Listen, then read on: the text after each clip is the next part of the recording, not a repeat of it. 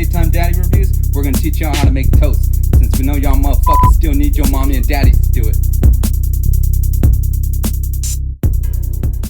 Step 1. You'll need a piece of napkin and a piece of toast. Then enter inside the microwave. Step 2. You'll need to choose a setting that best reflects bread. In this instance, we're using pizza, since pizza contains bread. Then press start.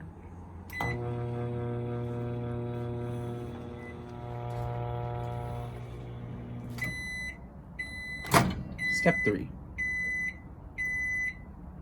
Enjoy. That was 3 easy steps on how to make toast via microwave. Thanks for watching.